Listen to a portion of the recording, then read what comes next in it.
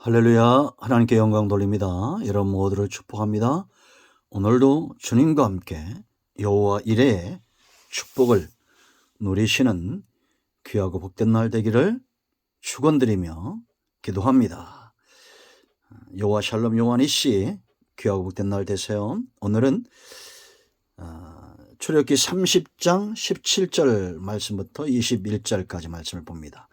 바로 물두멍에 대한, 이제 우리가 번제단을 지나서 물두멍까지 왔습니다. 기도합니다. 하나님, 영광과 감사를 하나님께 올려드립니다. 온 마음으로 하나님을 사랑합니다. 성막론, 이 출애굽기를 통한 성막론의 말씀들이 열려지게 하시고, 우리가 예수님의 보혈을 의지하고 예수님의 그 말씀들을 의지해서 이제는 하나님의 임재 가운데 지성소로 나가는 하나님과의 동행하는 삶의 깊은 은혜의 깨달음이 있기를 원합니다. 종을 낮추시고 겸손하게 하시고 오직 말씀의 도구로만 쓰임받게 하옵소서. 예수님의 이름으로 사모하며 축복하며 기도합니다. 아멘. 자, 30장 17절입니다. 우리가 지금 25장부터는 성막의 순서대로 가고 있는 겁니다. 자, 17절 말씀 보세요. 여호와께서 모세에게 말씀하여 이르시되 너는 물두멍을 놋으로 만들고 그 받침도 놋으로 만들어 씻게 하되 그것을 회막과 제단 사이에 두고 그 속에 물을 담으라. 아론과 그의 아들들이 그 두멍에서 수족을 씻되 그들이 회막에 들어갈 때 물로 씻어 죽기를 면할 것이요 제단에 가까이 가서 그 직분을 행하여 여호와 앞에 화제를 차릴 때에도 그리할지니라. 이와 같이 그들이 수족을 씻어 죽기를 면할지니 이는 그와 그 자손이 대대로 영원히 지킬 규례니라. 아멘. 자, 평면도를 보겠습니다. 구원의 문이 있다고 그랬죠. 동편에 하나의 문입니다. 은혜로 열리는 문입니다. 그런가 하면 성소에 들어가는 문이 또 여기 있겠죠. 이거는 이 번제단에서 제물이 죽고 그 피를 의지하여 열리는 문입니다. 그런가 하면 이제 지성소로 나아가는 문이 있습니다. 그냥 분향단, 금향단에서 기도와 향연이 올라갈 때 열린다. 이렇게 보시면 됩니다. 자, 우리가 문을 지나와서 이제 번제단을 통과했습니다. 그럼 물두멍, 제사장들의 영역입니다. 이 물두멍에서부터 성소, 진설병상, 금초대, 금양단, 분향단까지는 바로 제사장의 영역이다. 지성소는 대자 붙은 대제사장 아론과 그의 후손들이 들어갈 수 있었던 곳, 예수님에 의해서 이 세 문이 다 열려졌다고 제가 말씀을 드렸습니다. 그러므로 우리는 왕같은 제사장이 되는 겁니다. 여러분, 우리는 이런 제단에서 예배를 드리지 않지만 구약은 마치 지도와 같아서 예수님 안에서 완성된 이 성막 성전이 오늘날 우리는 그대로 우리 삶 가운데 나타나고 적용된다는 것을 알아야 됩니다. 구원은 오직 예수님을 통해서 구원이 이루어집니다. 번제단 놋이라고 그랬죠. 이 십자가에서 제물이 죽음으로 이제 그 피를 의지해서 원죄 사함을, 죄가 온전히 사함을 받는 그런 은혜를 누리게 된다. 이렇게 보시면 됩니다. 여러분, 이런 번제단과 물두멍의 차이가 있습니다. 그건 뭐냐면 번제단은 완전히 목욕한 상태와 같다 이렇게 보시면 돼요. 그러나 물두멍에서는 수족을 씻는 겁니다. 아까 번제단에 나갈 때 또 우리가 20절 말씀 보죠. 회막으로 들어갈 때, 성소로 나아갈 때, 또 번제단에서 하나님 앞에 예배할 때 제사장들은 수족을 씻었다. 씻지 않으면 죽는다는 겁니다. 지금은 우리가 이렇게 예배하지 않습니까? 죽진 않아요. 그러나 죽는다는 것은 하나님과의 영적 단절을 말하겠죠. 그러므로 여러분, 이제 우리가 번제단에서 예수님이 십자가에 죽으심으로 제물이 되어 죽으심으로 우리가 중생 온전히 거듭났다면 물두멍은 회개를 이야기합니다.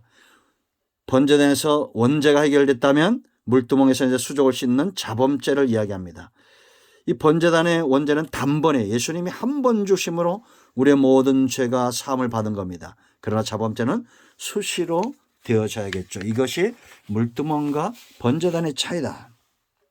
여러분, 번제단에서 제물이 죽었습니다. 그러나 우리가 이제 하나님을 섬기며 또 신앙생활하며 하나님 앞에 살아갈 때 여전히 손발이 더럽혀지는 것처럼 죄가 우리가 자범죄에 노출이 되잖아요. 그 죄를 가지고 우리가 번제단의 예배의 자리, 헌신의 자리로 나아갈 수 없어요. 그래서 수족을 씻어야 되고, 그리고 이렇게 물두멍을 통과한 자들에게 성소의 은혜가 열리고 또 지성소까지 나아가게 된다, 이렇게 보시면 되겠습니다. 이제 그러면 우리가 이러한 영적 교훈들을 살펴볼 필요가 있습니다. 첫째는 재료죠. 여기 18절 말씀 보면 물두멍을 뭐로 만들었습니까? 놋으로 만들려고 그랬는데 이 놋이 어떤 놋이냐? 출애굽기 38장 8절 말씀을 보면 이렇게 말합니다. 그가 놋으로 물두멍을 만들고 그 받침도 놋으로 하였으니 곧 회막문에서 뭐라 했습니까? 수종드는 여인들의 거울로 만들었더라. 옛날에 그 놋거울 있었죠. 우리나라에도 놋거울 있잖아요. 회막문에서 수종들던 여인들이 가졌던 놋거울은 얼마나 귀한 것이겠어요. 그러나 여러분, 여기는 귀한 것도 중요하지만 거울이란 것에 우리가 주목해야 됩니다. 거울은 보는 겁니다. 보는 거. 누가 여러분 씻겠습니까?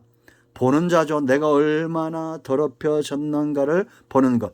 여기에 물을 채워놨기 때문에 이 물동을 들여다보면 우리 모습이 다 보이는 것처럼 놋은 십자가로 했죠. 십자가 앞에서 누가 보여야 됩니까?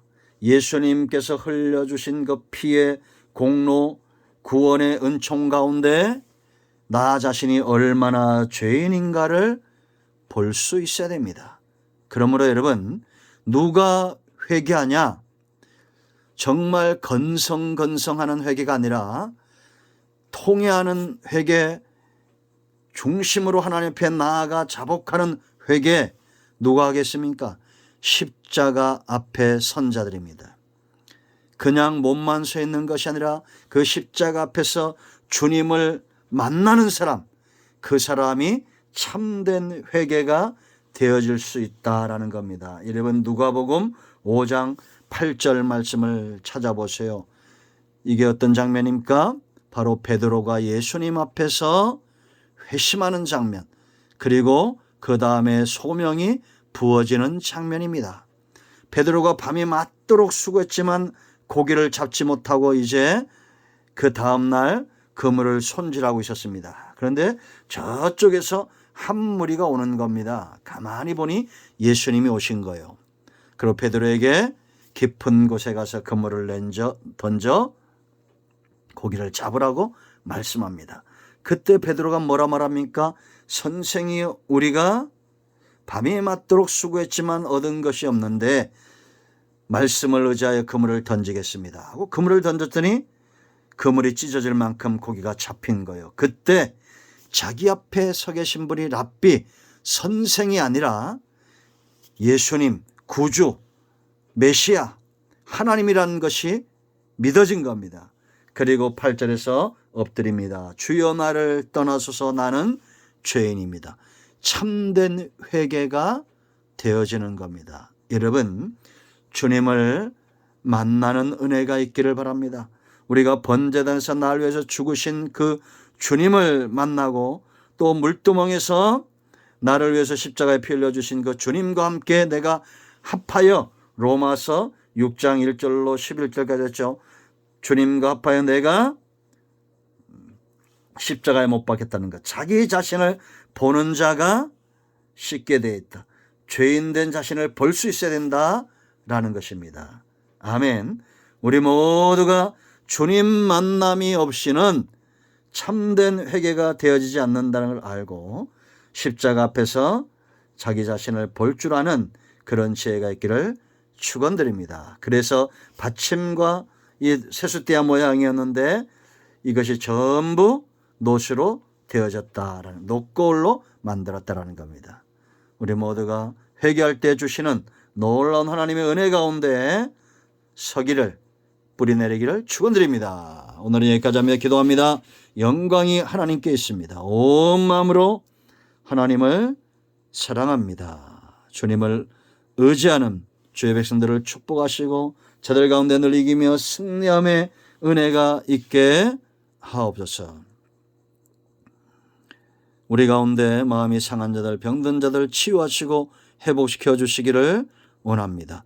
예수님의 이름으로 사모하며 축복하며 취하며 기도합니다. 아멘. 할렐루야. 응답되었습니다. 여러분 모두를 축복합니다. 아멘.